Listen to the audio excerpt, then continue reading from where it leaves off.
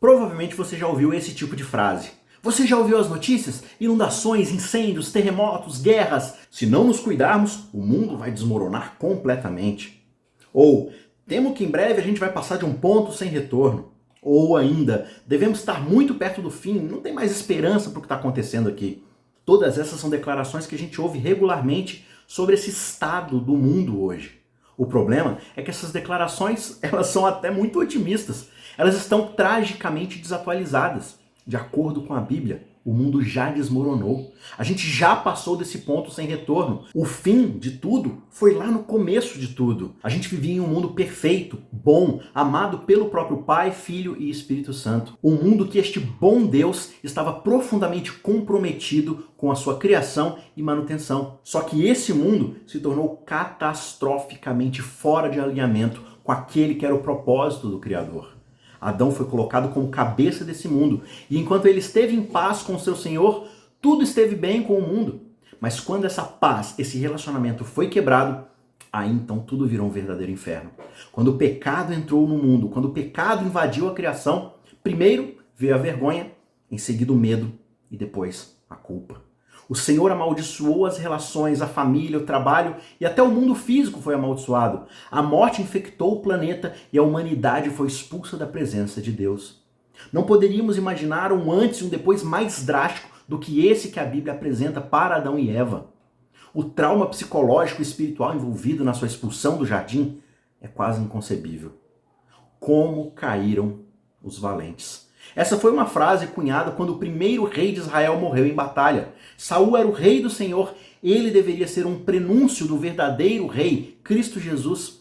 Ele estava destinado a ser um governante justo, que traria paz para o seu povo. Ele provou ser um governante injusto, que acabou morrendo em guerra.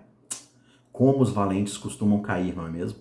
Mas essa frase também se aplica muito bem ao próprio Adão. Novamente, Adão estava destinado a ser uma imagem do seu Senhor, uma imagem do próprio Deus, aquele que se tornaria carne na plenitude do tempo. Ele estava destinado a ser um rei governando debaixo de Deus em justiça. Mas o orgulho veio antes da sua queda e o caos e as trevas vieram e invadiram a criação. Esse tem sido o resultado da nossa vida aqui nesse mundo.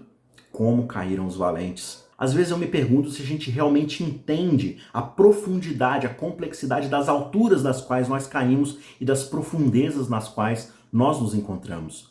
Mesmo o termo queda, às vezes soa meio trivial. Ah, foi um tombo, foi uma queda. Como se a gente estivesse em um avião com a vida no paraíso, só que a gente fez um pequeno desvio e foi parar num outro destino.